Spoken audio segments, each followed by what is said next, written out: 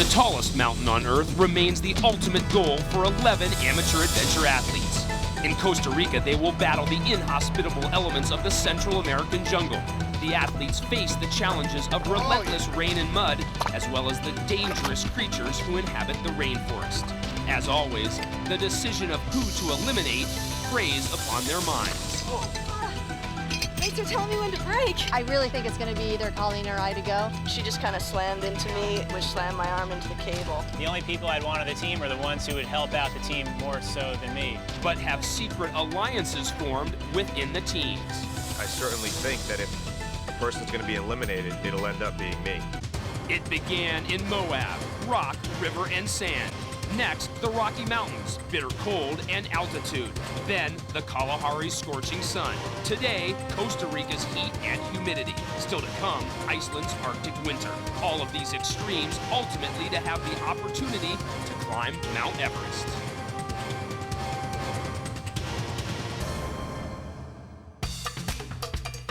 Costa Rica is an ecological wonderland located in the middle of the Central American land bridge.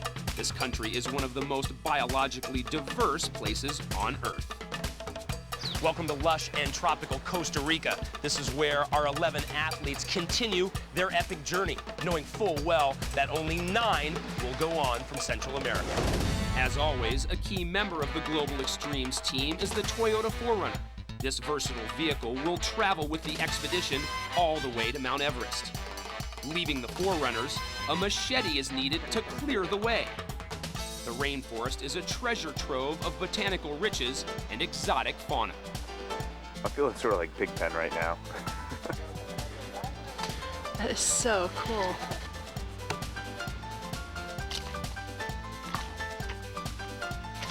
Made a wish in Africa a few days ago to never see sand again. This is what I got.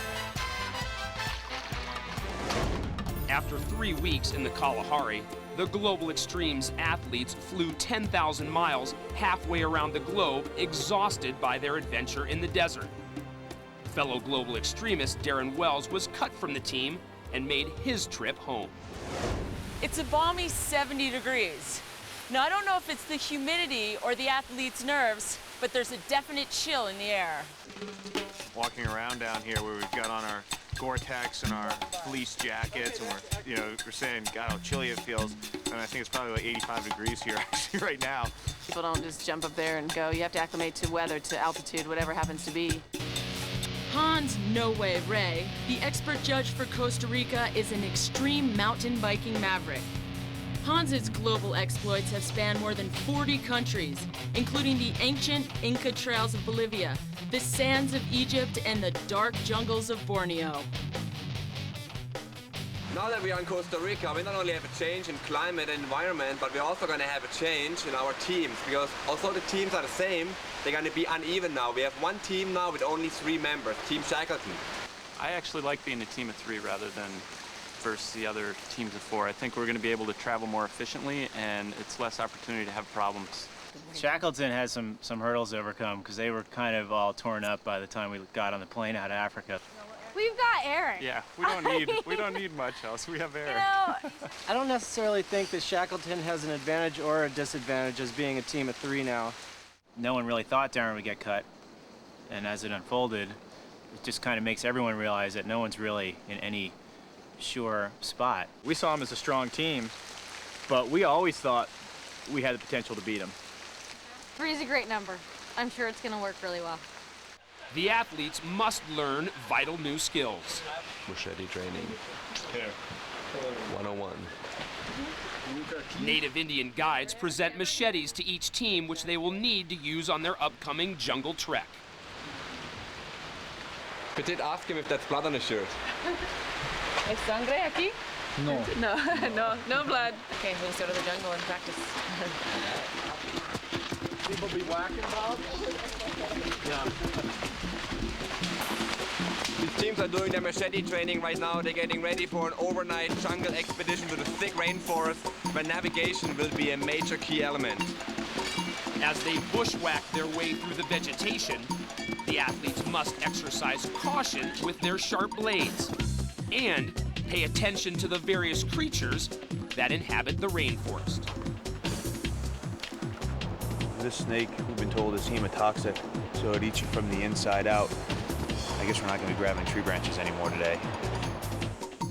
Dawn in the rainforest signals the start of a trek through Costa Rica's primordial wilderness.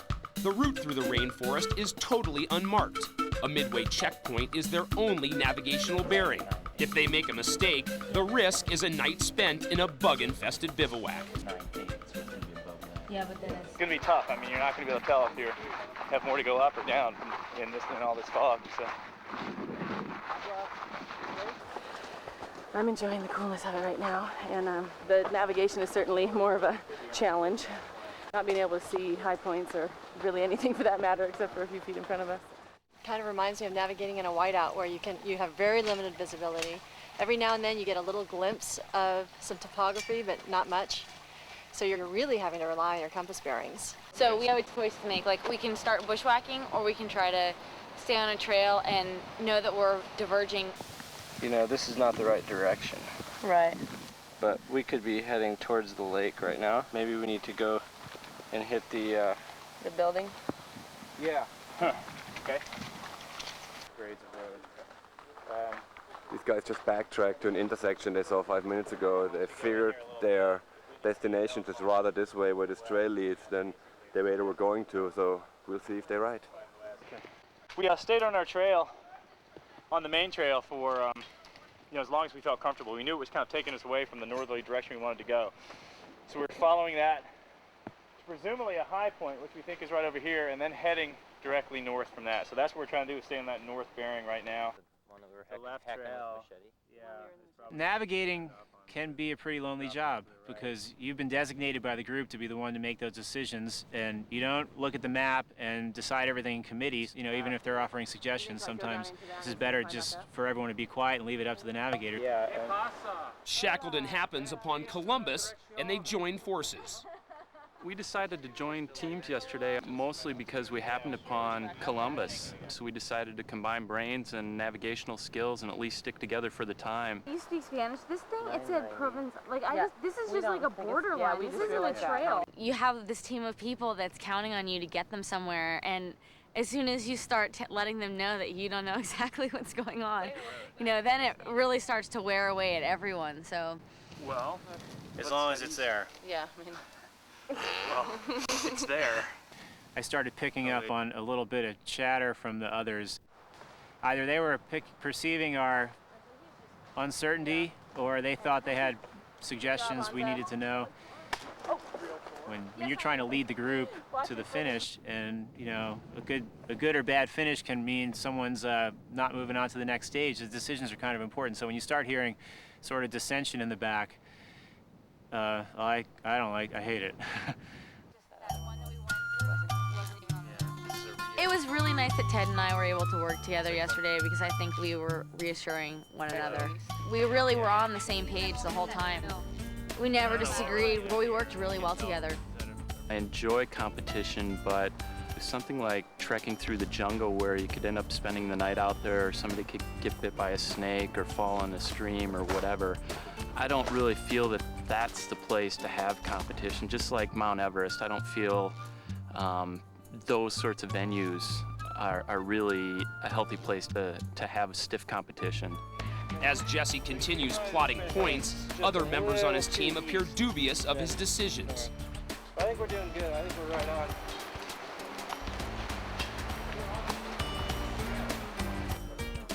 We decided we're going to head due west here, but obviously due west means going through that right there. I just got the inside scoop from our guides, and these guys are doing not so bad actually. They're going this way, the point is this way. So if they get too far down here, they could get a little lost, but generally the right direction. The other team went way this way, so we don't know where they're going to end up. This isn't heading in the right direction. I don't think it's. While Shackleton and Columbus stay on track, Magellan continues to stray off course. And quite possibly we could be walking faster. Jesse's our navigator, but we're following him as a team. So I don't really feel like I can complain about his navigation unless I feel like I could do better, which I don't. I think he's clearing the path for us because he knows we're going to have to go back.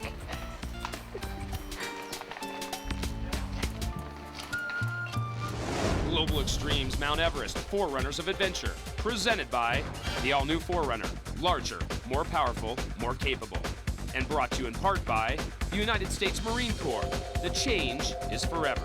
And by Camelback. Get cool water anytime with Camelback hydration systems. Camelback, keep moving. And by Expedia.com. Don't just travel, travel right. The two teams function as a cohesive unit and arrive at the waypoint. Shackleton and Columbus made the waypoint. It's now 8:12. That means these guys been out and about for an hour and 45 minutes almost. Pretty good. They did a good job. But where's the other team? That's the big question now. We're pretty far off track right now.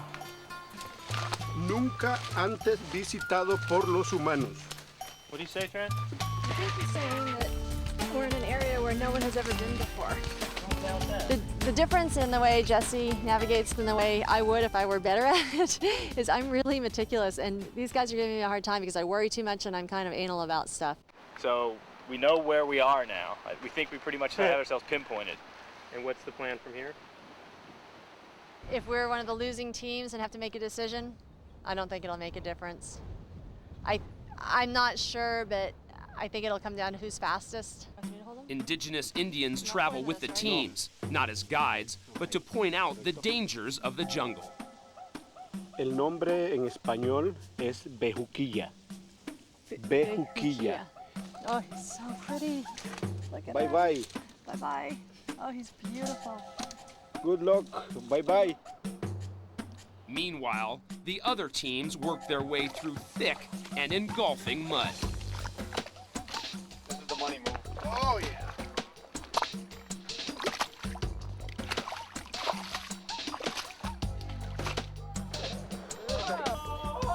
There's Tarzan. Meet Tarzan. My name's not Jane. Well, I guess our plan right now is to head back down what we just came up, which is another 1,500-foot climb up the other side, and then take it from there. As Magellan backtracks, Shackleton and Columbus gingerly traverse a rushing river.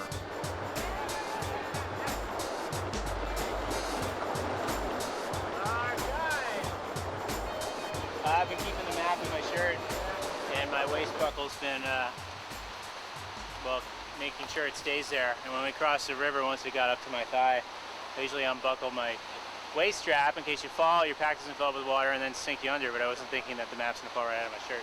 And that these drainages obviously should be going to the river. So we're gonna try and follow this prow down a little bit between these two drainages, hit the river and hang a left, which should take us right to camp, hopefully.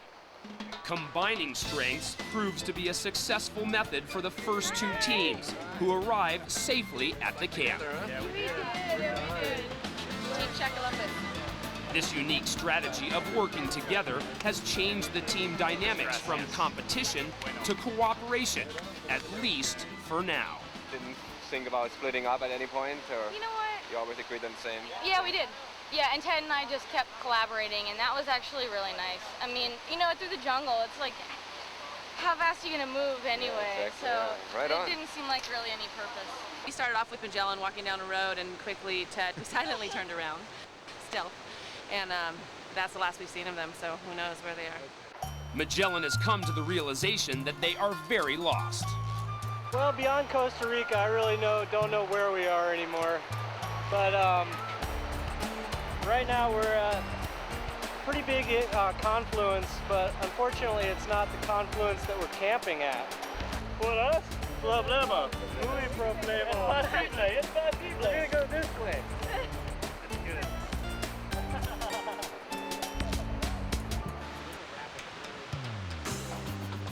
Teams Shackleton and Columbus lay claim to their prime riverfront camping spots as they set up for the night. Got riverfront property tonight. Are you happy about that? The early arrival allows the athletes a rare afternoon siesta.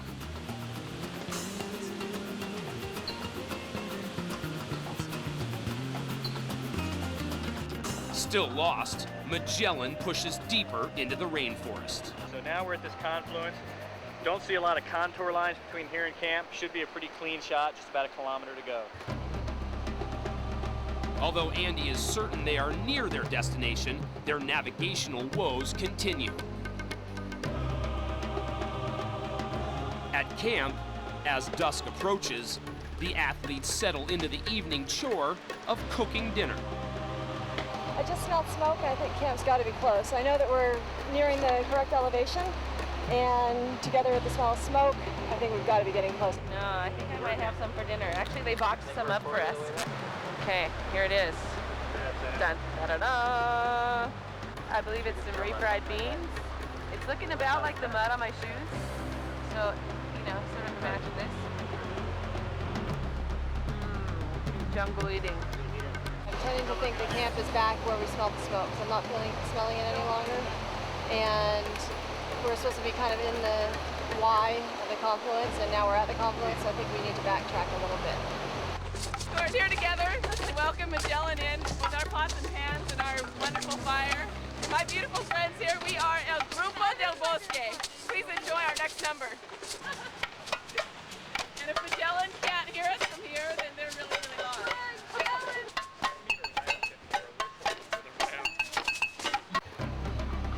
We arrived into camp and everyone was partying and everyone was in a really good mood, and for some reason that just finished me off.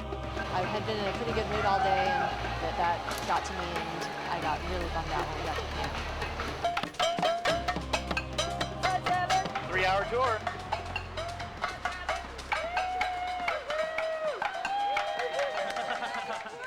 Good work. Not really. Everyone was going, way to hang in there and way to persevere, and you know, way to stick it out. And I was just thinking to myself, I'm tired of hearing that. Magellan just arrived, 5:06. That's exactly 4 hours after the other two teams. Prayer flags are awarded based on team performance. You guys look good. They were all stoked on you guys. They didn't think white kids could be that good in the jungle. Team Magellan gets 1 flag.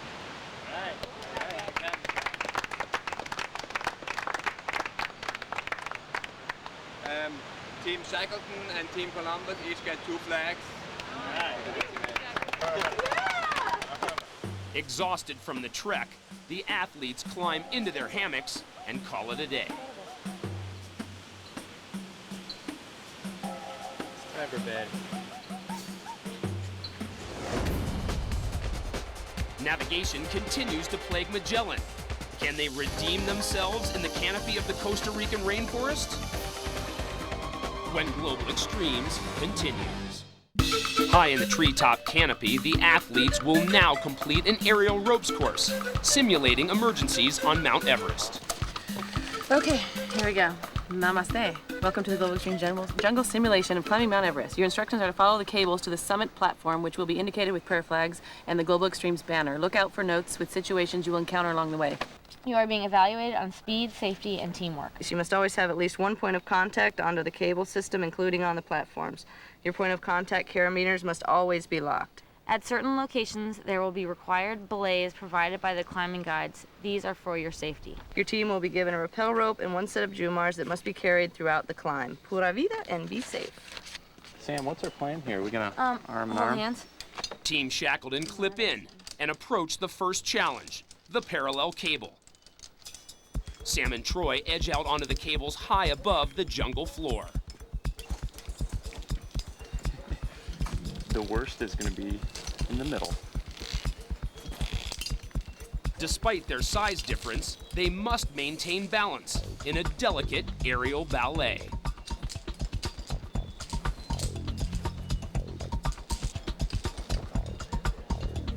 Slowly but steadily, they edge closer to the next platform.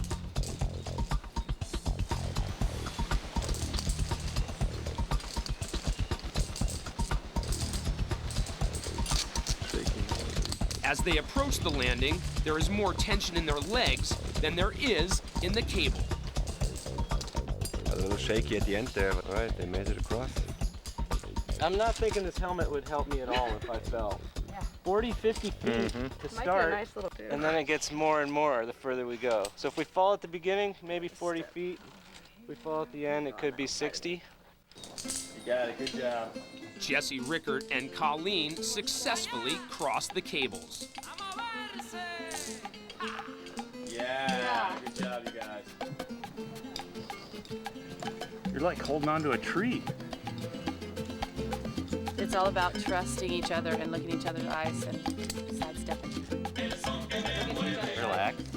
Jesse Haynes and Hansa decide to hold hands. Relax.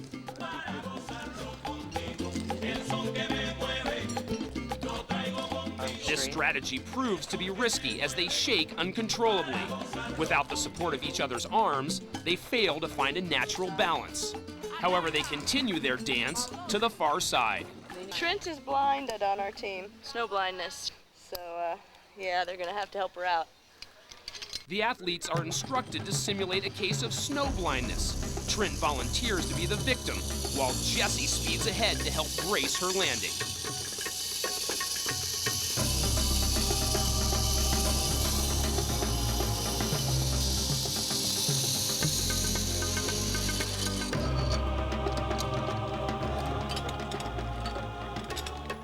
Meanwhile, Team Shackleton experiences safety problems. Tim always leaves the other one hooked in, the safety line hooked in. You guys are kind of scaring me. Okay. In a hastily made decision, Eric zips ahead to prepare for Sam's arrival. I'm smaller. You guys can manhandle me? Sam now zips across the canopy, blind and alone. The way to do it really here would be to taxi it. That means two people go together. So the blind person doesn't have to go alone in a situation like this. I'm right here, Sam. You can start braking a little bit. Start braking a little bit. Magellan's approach to the same situation is extremely dangerous. Oh. Thanks for telling me when to brake. Oh. You gotta tell us you're blindfolded. Communication. You guys are supposed to tell me when to brake. Hey guys, I'm gonna need some stitches. Andy said you guys were gonna tell me when to brake. Well, we didn't hear you coming. Sorry. You gotta communicate too. I was yelling. I was saying, tell me when to brake. Okay, don't worry about it. I was yelling at you guys. Okay. I thought they were ready for me. I thought that someone was gonna tell me when to brake, so I was just letting it go till I heard brake. And I thought I was like halfway across, so I started yelling, is it time to brake? Is it time to brake? And then all of a sudden I hit the tree. This is a little distressing, as it was before. Oh my gosh, are you kidding me? Petite approaches the snowblind scenario with trepidation, but her team soothes her fears with clear and careful communication. Good answer. 4 feet away from me and 1 foot, and I can touch you now. Okay, okay. Oh my God.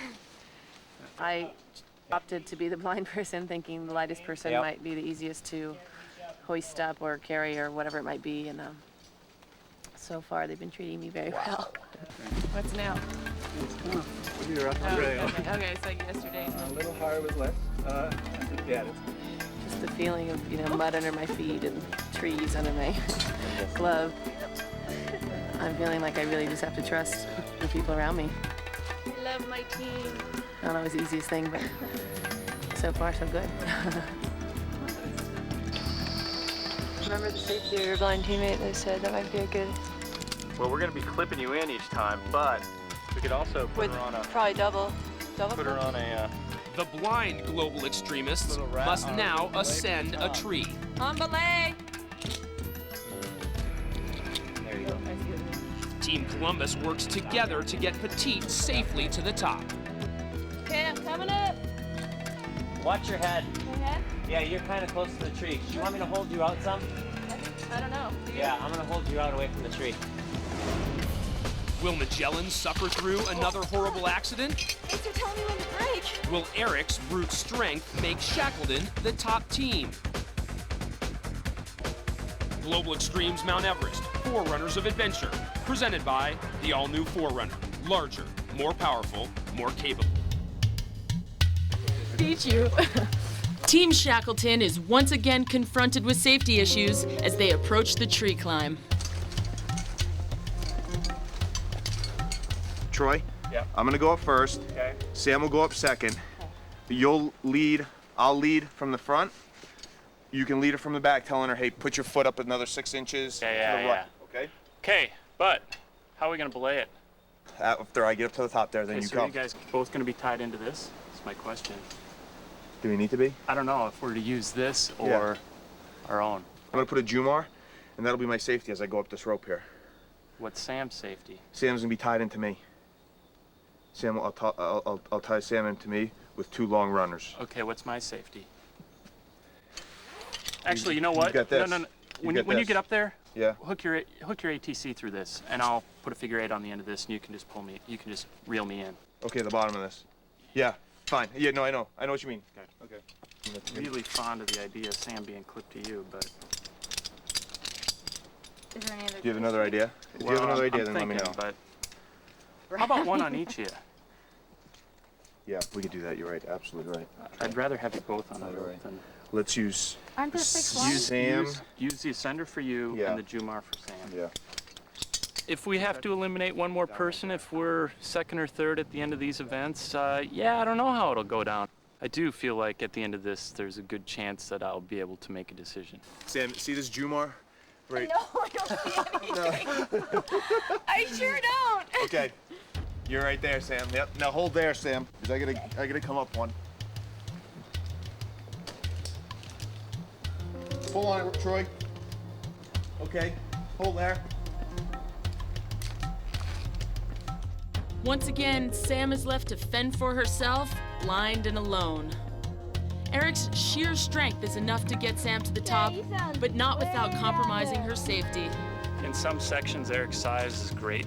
In some sections, it's not so great because we have to climb through trees and small areas up in the canopy, so it's a little tougher for him.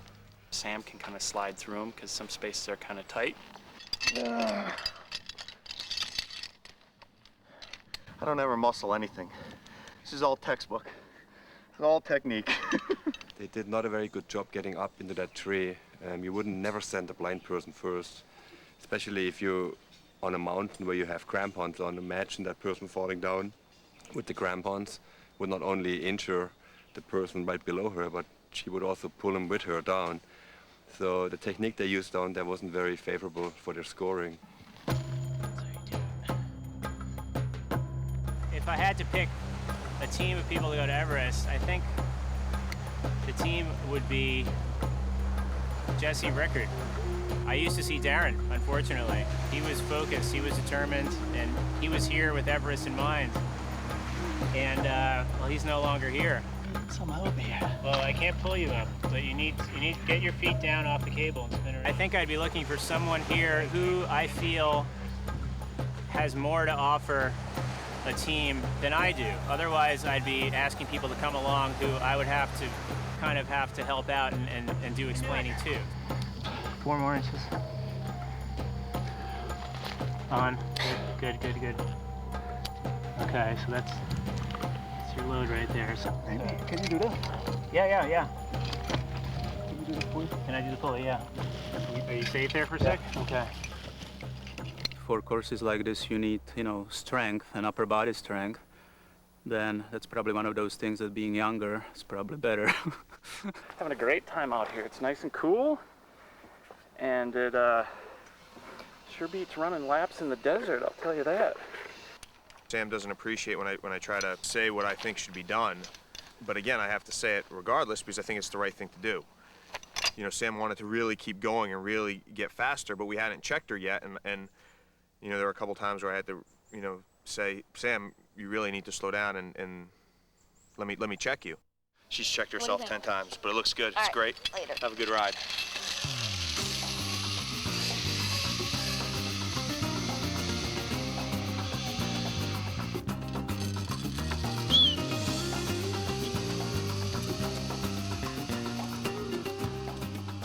Certain parts of the course, a team of 3 has been a disadvantage, but certain parts has been an advantage too. So no complaints just yet. Awesome. Shackleton completes the zip line and is the fastest team to the finish. Awesome. So Troy, flip into that one, then you're gonna have to flip into this one to get over here. Wait, just like this whole thing.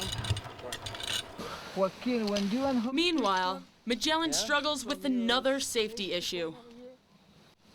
This one was not hooked or locked. It was not locked? Yeah. But I was still locked here, right? Yeah, but it's supposed that the safety lines have to be this one, which is keeping you. Uh-huh.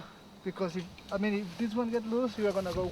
Right. So we need to slow down and be careful and not get hurt. Did you get hurt?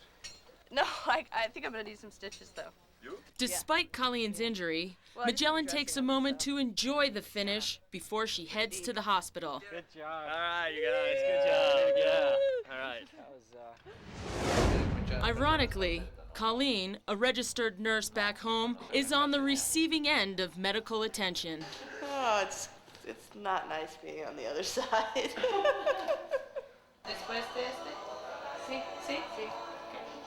It's gonna be a big, thick injection when she says isn't gonna hurt, but I know better.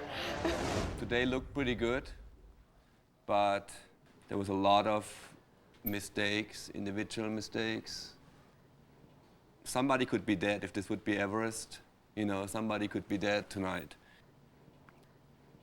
Team Columbus did pretty good, but it wasn't all pretty either. And every team, I have a huge list of individual mistakes. You guys, as a team Magellan, you guys had two things that really were not so pleasant. Was the incident, of course, with a teammate crashing into the tree and into another teammate, which is unfortunate. But I decided I'm only going to give today one flag to Columbus, and that's going to be it for the day. So.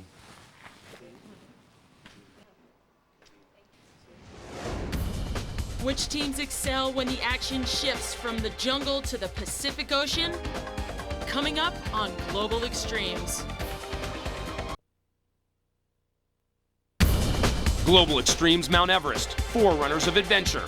Presented by the all-new Forerunner. Larger, more powerful, more capable.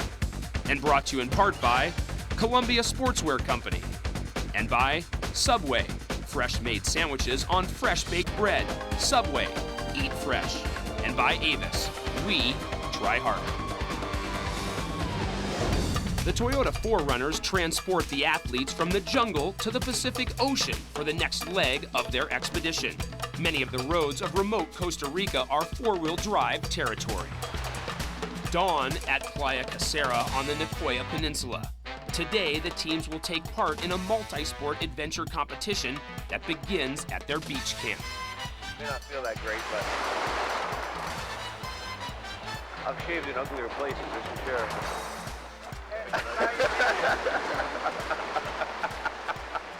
It's still early in the morning at our beach camp here. The athletes are getting really nervous because they have no idea what's going on today. Hey, Eric. Yeah. Hansa, Colleen, need to talk to you guys real quick. I have to give you guys a personal note here. This one is for Eric. This is for Hansa. Thank you. For Colleen. See, every time I get notes, it's bad. Today's event is a timed multi-sport competition. You will be swimming, coast-steering, kayaking, and running. Before you start out, you must retrieve your map from the top of the marked coconut trees. The time for this event started when you received this letter. Hansa. Who has the map? I got the first aid kit, Hansa. Each team assigns a climber to retrieve their course map, 50 feet up in a coconut tree. It's every time we are put in a different arena of competition, you get to see how everyone reacts and how everyone handles it. And I think it shows you a lot about everyone. It helps me to be able to assess everyone's strengths and everyone's weaknesses. Oh, not so fast, Jesse. Hang on with the rope, hang on with the rope. Don't. Let go of the rope, let go of the rope. Okay. Sometimes going a little slower and being safe is going to be better. Jesse Rickert drops the map to his teammates who anxiously await below. An experienced mountaineer, Jesse applies his climbing skills to safely descend to the beach, while Jesse Haynes struggles. Glad we didn't have to do that for 3 hours. Oh, that tree climb sucked. We're off the beach first, but we've been that way a lot of times before, so hopefully it's not a bad omen for us. Following Magellan, Columbus races off the beach. Just behind is Shackleton. Yeah, we gotta dive down. Whoa. Each team designates their strongest swimmer to proceed to the first checkpoint, 200 yards from shore. Team Magellan and Team Columbus are right behind me in the water. They each have to send one diver to this boat where they have to go down and find the gold coin below this boat. A former collegiate swimming champion, Petite's dominance in the water enables her to easily pass Andy. As more I know of Petite, more I'm impressed. She's a really good team member and a very strong competitor. Magellan's Andy Cora is just moments behind Petite.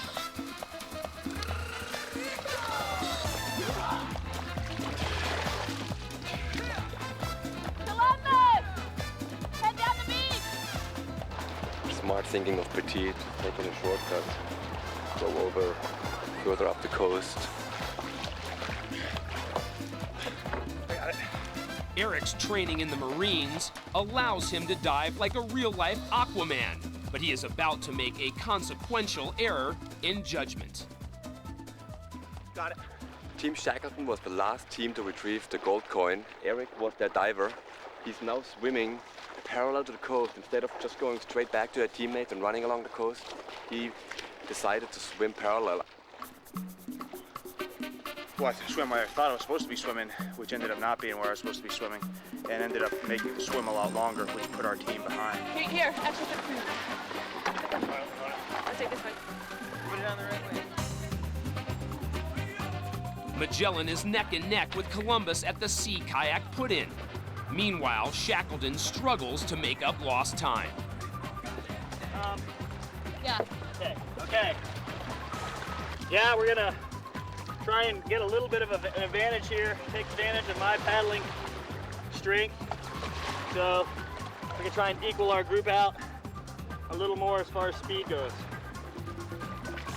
Team Magellan is leaving the kayak point. Team Columbus already left. Where is Team Shackleton? Shackleton trails behind. So we just kind of thought, you know, I guess, I don't know, all our philosophy is kind of steady pace as much as we can, and hopefully it works out. Shackleton reaches the put-in long after the other two teams have left.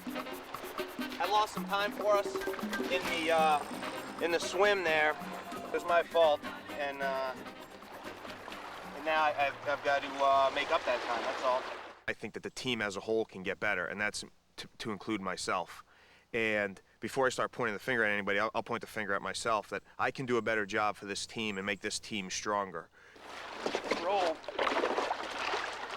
So we'll just... Will Columbus maintain the lead? Will Trent hold Magellan back? Can Shackleton recover? The answers when Global Extremes returns.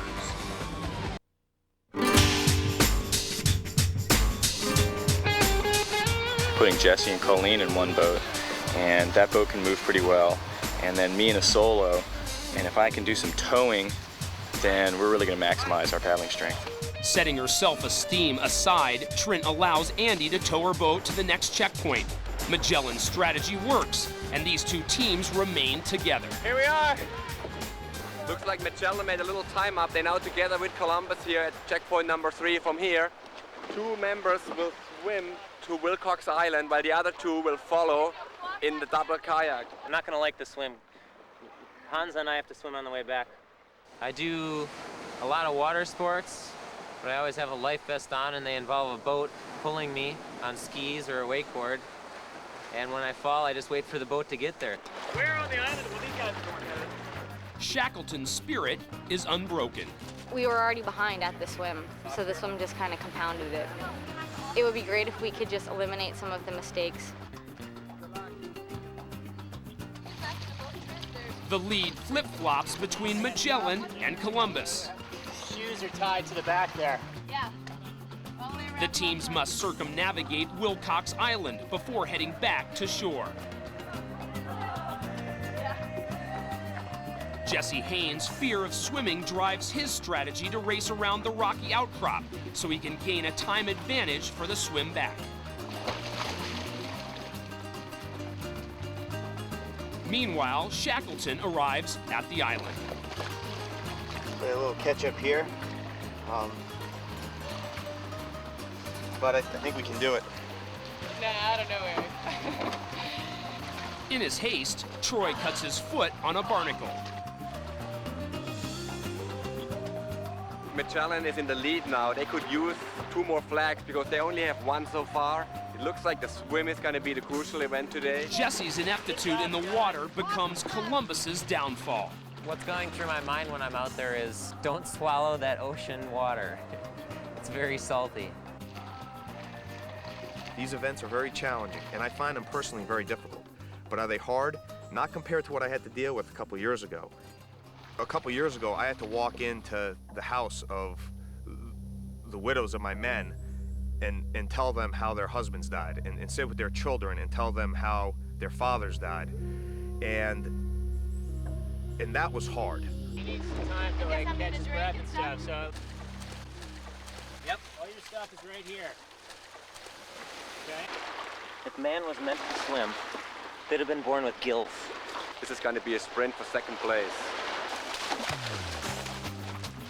Come over here.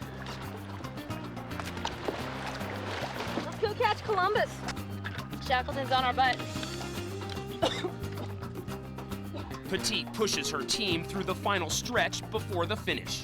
As far as the team went, I'd say Petite led the team. She was just swimming better, paddling better. She was kind of the one leading the charge and keeping everyone moving. Shackleton pursues. Get the fence, Troy. Get the fence. There you go. Nice, you're clear. That was the first time we'd ever been in first place overall throughout this entire event. Magellan crosses the finish line victorious. All right. Good job. Oh, yeah. Oh, yeah. Oh, yeah. While Columbus takes 2nd. Well done. Nice job, Columbus. We come walking across the finish line, and it's like, well, here we are. You know, it's hard to keep jumping up and down. Nice race, Troy. Nice race, Sam. Troy, nice job. Nice job, guys. Nice job. Combination, nobody's fault. We all did our best, so it's the best we can do. Frustration doesn't get you anywhere. I'd rather just, focus on some positive things, what we did well, and brainstorm about how to, fix some of the errors that we made. If you're gonna blame anybody for Shackleton's loss, you blame me. I'll take responsibility for it.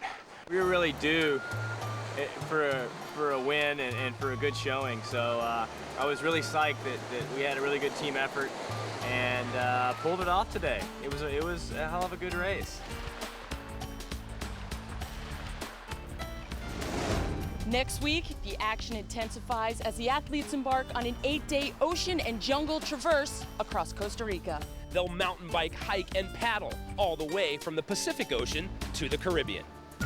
Next week on Global Extremes, the action intensifies as the athletes test themselves on the high seas of the Pacific and race inland to the Central American highlands where they will commence a coast-to-coast expedition. I saw everybody heading the other way. Confusion reigns. It's really frustrating. You have to put in the effort to figure out the routes just to have someone more or less blow your day. Tensions mount within teams. If the 3 of them decide that it's me, I'm not going to go without a fight. Pete's down. She's had a crash. I think she's hurt, maybe badly. We need a vehicle here as soon as possible. Accidents happen.